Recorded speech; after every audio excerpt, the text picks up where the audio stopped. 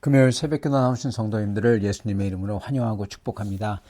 오늘 하나님 말씀은 사도행전 22장 30절부터 23장 11절까지 말씀을 바울의 지혜라는 제목으로 전하도록 하겠습니다. 이튿날 천부장은 유대인들이 무슨 일로 그를 고발하는지 진상을 알고자 하여 그 결박을 풀고 명하여 제사장들과 온 공회를 모으고 바울을 데리고 내려가서 그들 앞에 세우니라. 바울이 공회를 주목하여 이르되 여러분 형제들아 오늘까지 나는 범사의 양심을 따라 하나님을 섬겼노라 하거늘 대제사장 아나니아가 바울 곁에 서 있는 사람들에게 그 입을 치라 명하니 바울이 이르되 회칠한 담이여 하나님이 너를 치시리로다. 네가 나를 율법대로 심판한다고 앉아서 율법을 어기고 나를 치라 하느냐 하니 곁에 선 사람이 말하되 하나님의 대제사장을 네가 욕하느냐. 바울이 이르되 형제들아 나는 그가 대제사장인지 알지 못하였노라. 기록하였으되 너의 백성의 관리를 비방하지 말라 하였느니라 하더라. 바울이 그중 일부는 사두개인이요 다른 일부는 바리새인인 줄 알고 공회에서 외쳐 이르되 여러분 형제들아 나는 바리새인이요 또 바리새인의 아들이라. 죽은 자의 소망 곧 부활로 말미암아 내가 신문을 받노라.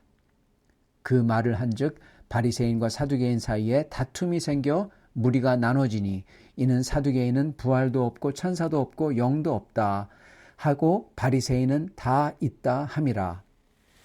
크게 떠들새 바리새인 편에서 몇 서기관이 일어나 다투어 이르되 우리가 이 사람을 보니 악한 것이 없도다. 혹 영이나 혹 천사가 그에게 말하였으면 어찌하겠느냐 하여 큰 분쟁이 생기니 천부장은 바울이 그들에게 찢겨질까 하여 군인을 명하여 내려가 무리 가운데에서 빼앗아 가지고 영내로 들어가라 하니라. 그날 밤에 주께서 바울 곁에 서서 이르시되 담대하라. 내가 예루살렘에서 나의 일을 증언한 것 같이 로마에서도 증언하여야 하리라 하시니라. 아멘. 네, 오늘 말씀 바울의 지혜입니다. 이 천부장은 성전에서 벌어진 이 소동의 원인을 규명하고자 산헤드린 공회를 소집하게 합니다. 그리고 그 앞에 바울을 세웁니다.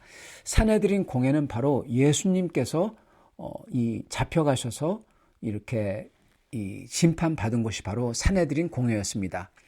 산헤드린은 대제사장과 제사장과 장로들과 서기관들로 이루어진 즉 사두개인들과 바리새인들로 이루어진 유대 최고 사법기관이었습니다.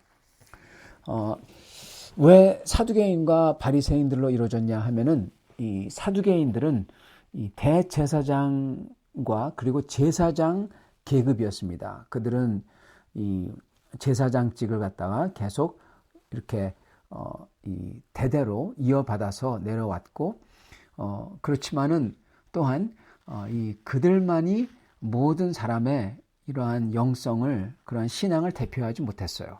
그래서 유대인 사이에서는 바리새인들 즉 이 성경 중심으로 하나님을 경배하고자 했던 사람들이 있었습니다. 그래서 그 두 부류의 사람들을 다 모아서 이 공회로 모였던 것입니다.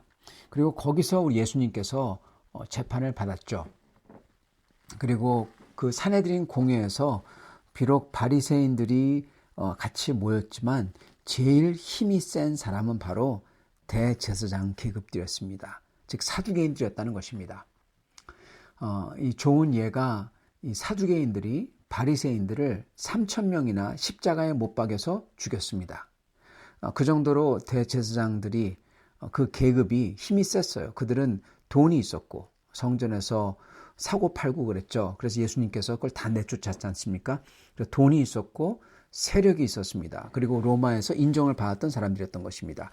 그래서 사실은 예수님이 이 복음서를 보면 예수님께서 이 바리새인들과 많이 부딪히지만, 그렇지만 사실은 사두개인들이 예수님을 죽인 거나 마찬가지인 것입니다. 그들이 예수님을 제일 싫어했죠. 왜냐하면 예수님은 성전과 그리고 거기서 사고 파는 그 모든 것을 다 예수님께서는 심판하셨기 때문입니다. 그래서 그 기관 앞에 사도 바울을 세웁니다. 사도 바울은 군중에게 그 앞에서 이렇게 변명을 했었죠. 예수님에 대해서 변을 했죠.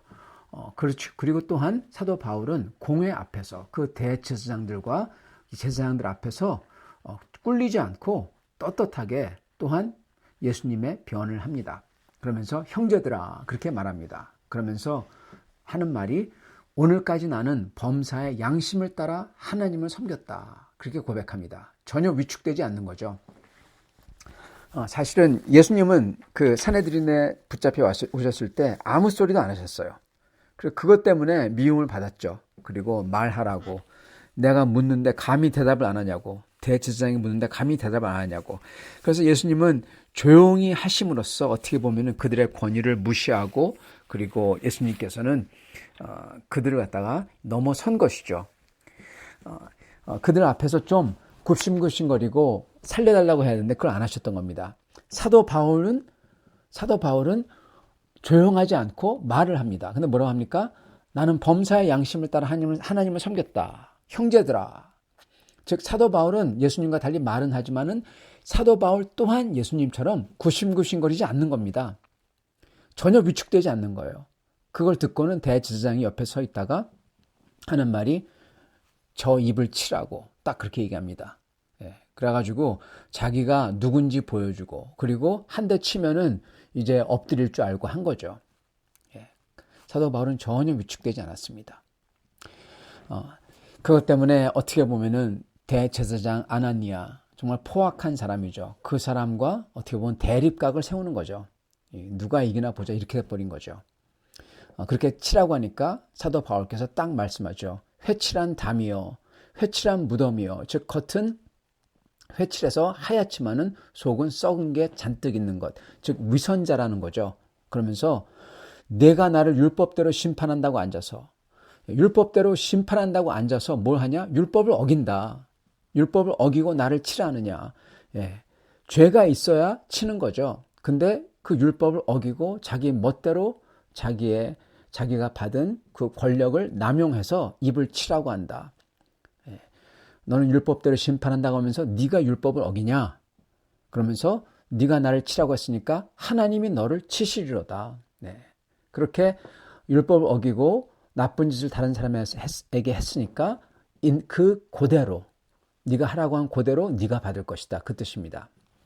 그렇게 사도 바울이 말하죠.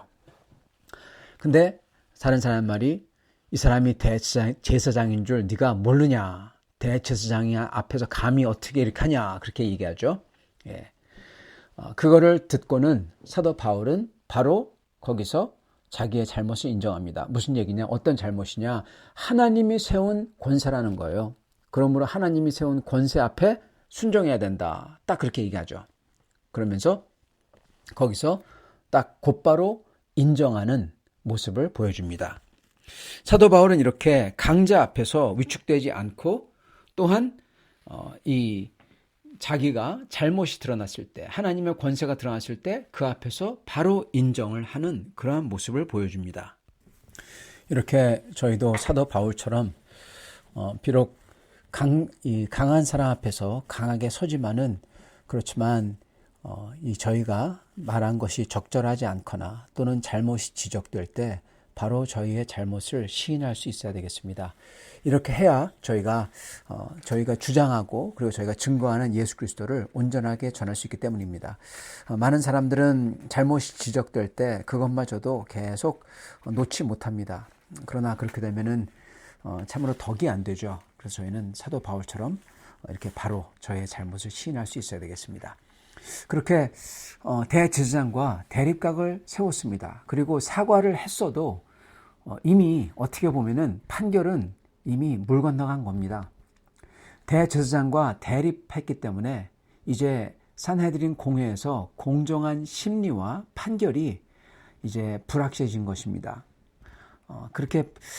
그러한 공정함이 불확실해지자 사도 바울은 이때 지혜를 발휘하죠. 공회에 사두개인과 바리새인들이 있는 것을 보고 두 파벌 간에 첨예하게 대립했던 부활 논쟁을 꺼냅니다. 거기에 불을 지피죠.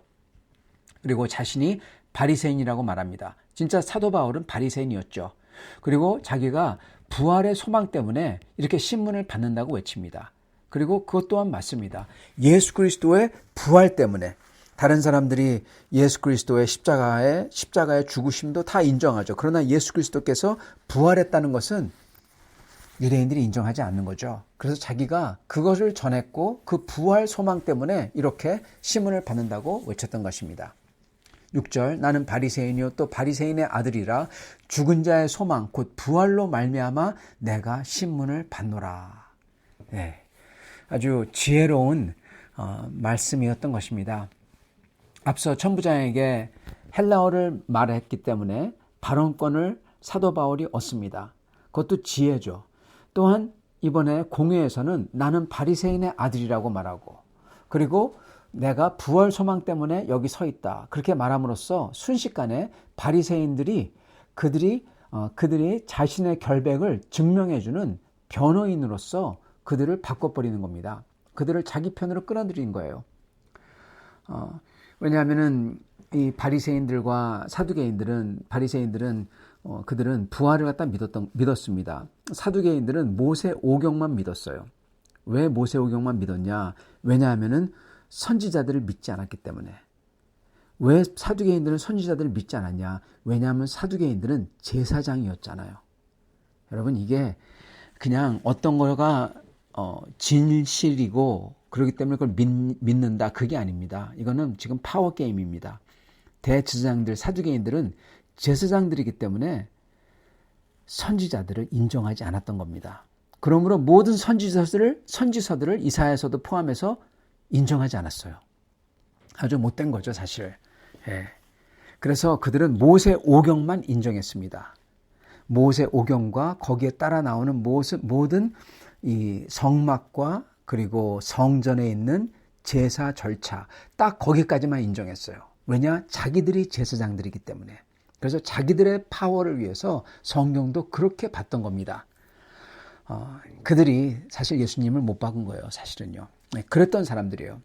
그랬던 사람들이 이 바리새인들은 그러므로 뭐를 들고 나오냐? 예, 선지서들을 들고 나옵니다. 선지서에 보면은 부활이 나오고 다 그러죠. 그래서 바리새인들은 부활을 갖다 믿었던 겁니다. 왜 그러냐? 왜냐하면은 사두개인들을 대항하기 위해서 제사장 계급을 대항한 거죠. 그렇기 때문에 선지자들을 인정한 거고 그랬던 상황이었던 것입니다. 그래서 사두개인들은 바리새인들을 잡아서 3,000명이나 십자가에 못 박여 죽였던 것이죠. 그랬던 상황에서 사도 바울이 나는 바리새인이요 나는 부활의 소망 때문에 여기 서 있다. 그러니까 완전히 불에다가 기름을 끼얹은 식이 되어버린 것입니다.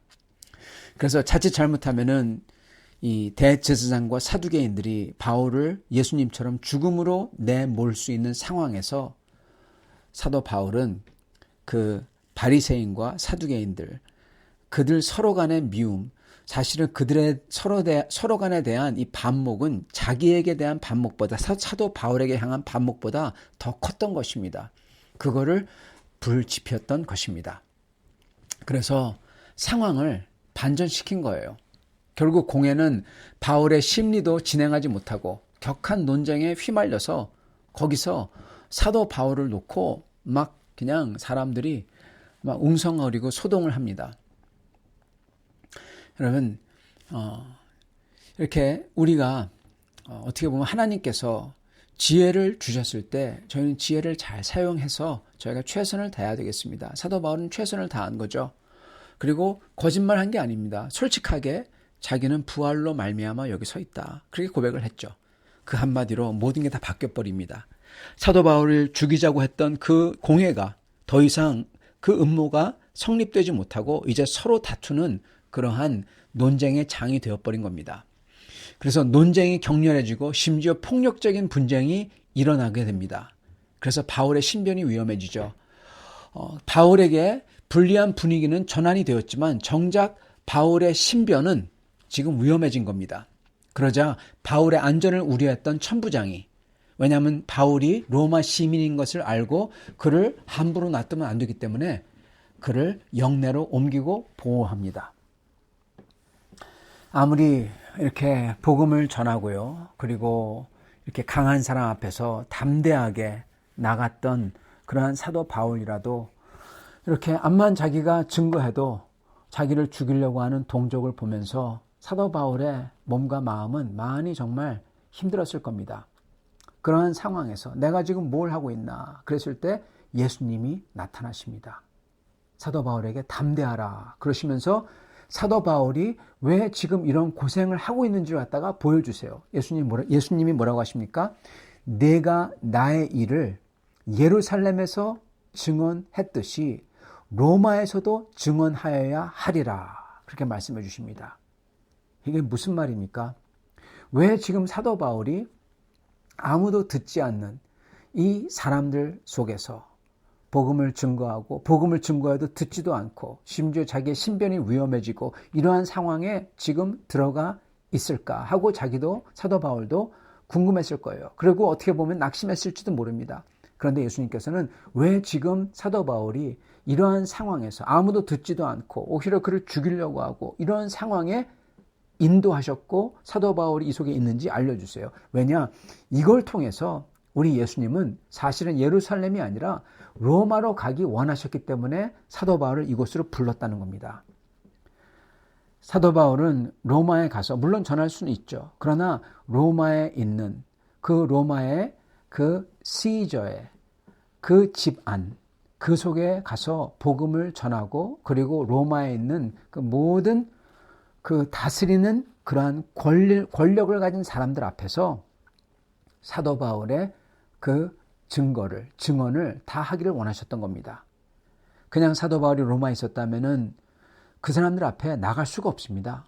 그러나 오히려 감옥에 갇힘으로써 권세를 잡은 자들 앞에서 사도 바울은 그 모든 사람들 앞에서 그 심판자들과 변호사들과 그 높은 사람들 앞에서 예수님을 다 증거할 수 있었던 것입니다. 그걸 주님이 원하셨다는 거예요. 그리고 주님은 어떻게 보면은 이 사두개인들과 그리고 바리새인들 그리고 성난 군중들에게 다시금 기회를 주시길 원했다는 것입니다. 비록 그들이 듣지 않는다고 하더라도. 사랑하는 성도 여러분, 우리도 주님을 따르고 복음을 전하고 그러는데 거부당하고 그리고 아무도 듣지 않는 것 같고 그래서 혹시 몸과 마음이 지친 적이 있으신지요? 여러분, 주님의 뜻은 저희의 뜻을 뛰어넘습니다. 주님은 저희가 다만 그것을 끝까지 신실하게 하기를 원하십니다. 우리가 생각하는 그 이상으로 주님께서 저희의 증거를 쓰실 것입니다. 저희가 해야 될 것은 그렇게 몸과 마음이 지칠 때 주님에게 나아가 주님을 만나는 것입니다. 그럴 때 주님께서는 말씀으로써 힘과 위로를 주실 것입니다. 이렇게 힘들 때 주님의 지혜를 얻고 그리고 낙심날 때 주님에게 나아가 우리가 모르는 주님의 뜻을 성취하는 여러분과 저가 되실 수 있기를 축원합니다. 같이 기도하겠습니다. 주님 감사합니다. 저희가 어떤 때는 주님의 일을 하지만은 그 일에 있어서 아무도 듣지 않는 것 같고 이 일이 어떻게 왜 진행되는지도 모르고 어느 방향으로 가는지 모를 때가 있습니다. 주님 그럴 때 저희 낙심하지 않게 도와주시고 이 모든 것을 인도하시며 그리고 뜻하시는 주님께서 저희의 이 역할을 통하여서 주님의 뜻을 이루시는 줄 믿도록 하여 주시옵소서. 그리하여 주님의 뜻을 믿고 다만 충성되게 나아갈 수 있게 도와주시고 저희가 다만 주 앞에 나아가 주님을 만나 주님의 위로와 격려를 들어 항상 기쁘게 항상 감사하게 항상 힘있게 주님께 순종할 수 있는 주의 백성 되도록 축복하여 주옵소서. 예수 그리스도 받들어 기도드리옵나이다. 아멘.